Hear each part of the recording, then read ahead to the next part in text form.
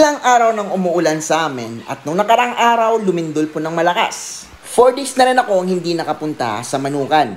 Kaya hindi ko magagamit ang aking mga motor. Pero ready na yung multicab natin at aking boots. Buksan na natin ang gate para makaalis na at mabisita ang ating Manukan. Pero bago yan, pray muna tayo para sa safe na biyahe at sa mga ka-native natin. Let's go! 30 minutes pa ang biyahein natin papunta sa Manukan. Laki ng tulong ng multicab para hindi maulanan. Last 2 days, niyanig ng 7.2 magnitude na lindol ang Mindanao. No? At kasali tayo doon. May mga nawala ng buhay, no? At may mga nalunod. Yan. So, ano ba yung magiging apekto nito dito sa ating Manukan? Napakalakas ng lindol na yon.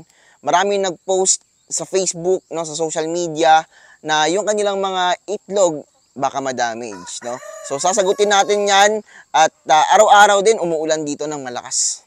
Malakas pa rin naman mangitlog yung mga manok natin. At yung mga pagkain nila, tinatago na po namin dito sa loob, no? At dito lang po sila tumutuka. Yung gamit namin is automatic feeder.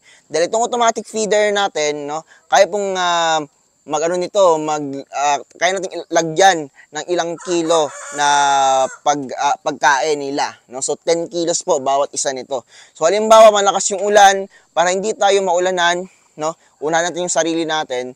Syempre, itong mga manok natin para hindi magutuman, dapat talaga meron kayong automatic feeder, no? Kasi kahit umuulan, merong kinakain yung mga manok natin. Hindi natin kailangan nabigyan pa sila ng pagkain, no? Kahit once a day na lang, pero lagyan nyo ng sapat na pagkain. Kasi itong mga manok natin, alam niyo naman na kalaban nito ang masamang panahon, lalong-lalo na itong ulan. Kasi prone sila sa sipon kapag malamig yung panahon, no? Lalong-lalo na naka-free range yung mga manok natin, no? Pwede silang gumala, and habang umaambon, yung ibang manok, no, gumagala din. So dapat dito sa panahon na ito, gagamitan natin sila ng antibiotics, no? Hindi tayo gagamit ng antibiotics kasi magkakasipon yung ating mga manok. So kapag nagkasipon yung ating mga alagang manok, pwede po ma-reduce yung kanilang produksyon, no? At syempre, malaki yung chance na baka konti na lang yung ma-harvest natin kapag hindi tayo nagbigay ng tamang ibibigay sa kanila, vitamins, antibiotics, and high protein feeds. Paano naman yung mga itlog natin sa incubator or yung mga nilimliman na itlog ng ating mga alagang manok? Posibleng meron itong epekto sa ating mga itlog dahil nga napakalakas ng 7.2 magnitude na lindol, no? At pwedeng yung ibang itlog is mag-cracks, and kapag nag-cracks po kasi, no, konti na lang yung chance talaga na mabubuhay na yung mga sisiyo, no? Halimbawa man lang is fertile yung nabili yung itlog, no? Meron ding chance na halimbawa bago pa lang yung itlog, yan, tapos na-istorbo or na-stress yung similya sa loob ng itlog, no? Or nasira yung kanyang air sac.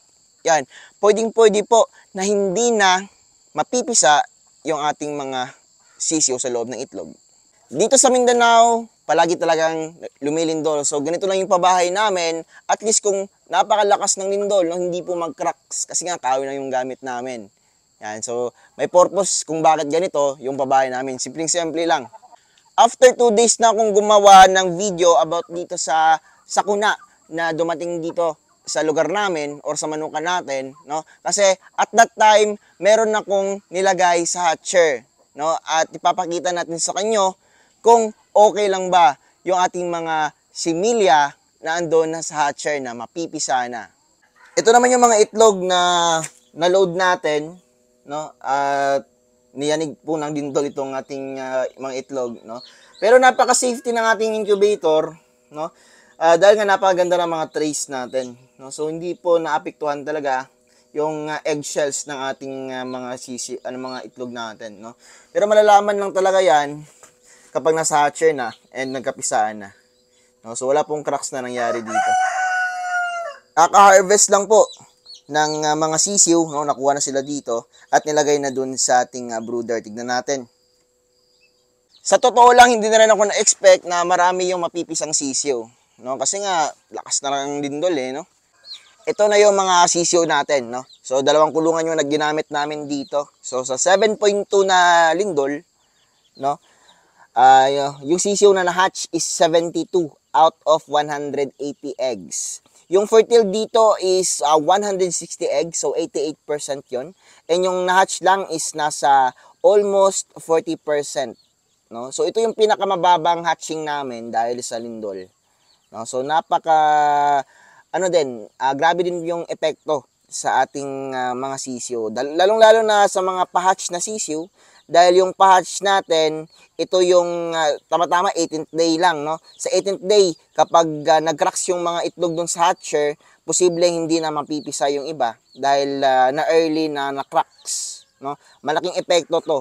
Dahil sa hatcher, wala pong holder doon, so, yung mga itlog. So, kaya ito yung pinaka lowest na hatching rate, no? 40%, no? Out of 180 eggs, 72 chicks lang yung lumabas.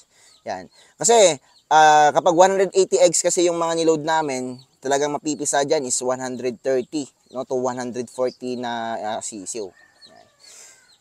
Yan. So, yun yung nangyari dito sa manukan natin. Yan. So, malaki naman yung chance doon sa setter natin, yung mga naiwang itlog. Dahil yung mga naiwang itlog natin is nasa setter pa, no? So may holder yung itlog. Sa hatcher walang holder, posibleng mag-cracks, early cracks, bleeding yung kakalabasan, and kapag nag-bleeding, no, posibleng yung iba hindi na talaga makakalabas, no? Kasi kapag nag-bleed yung itlog ng manok natin, no, posibleng titigas yung blood doon sa mga yung parang papel, no? Or parang first layer at second layer ng itlog. Yan. Yun yung mga titigas. Kaya ito lang yung nangyari. Ito yung nangyari sa mga sisiw natin, no? Yan. So, hindi naman masasabing lugi, no? Pero yung expectation sana natin, no? At syempre sa mga customers natin. So, itong 72 chicks, not bad pa rin. At least hindi 0%, no? Pero malaking epekto to. Malaking damage din sa kanilang batch. Yan. Pero itong mga sisiw na to, no, goods na goods, swerteng-swerte itong mga sisiw na to, no? Dahil nga lindol yung kanilang naranasan, pero buhay na buhay pa rin sila. So ito yung mga halos dito is Rhode Island Red Black Ostolops, anak ng Jersey Giants. Yan, no. So dito ay assorted na to. May hybrids, pure breeds, no? Ganito po yung andito sa ngayon. Yan. So, konting-konti lang yung ating sisiw. Pero, not bad. Yan. So, every business naman, no? Hindi naman araw-araw sa atin talaga, no? Every business. Kahit anong business, merong mga sakunang pwede mangyari. So, dapat sa business is patatagan lang ng loob, no? Never quit dahil walang nananalo, no?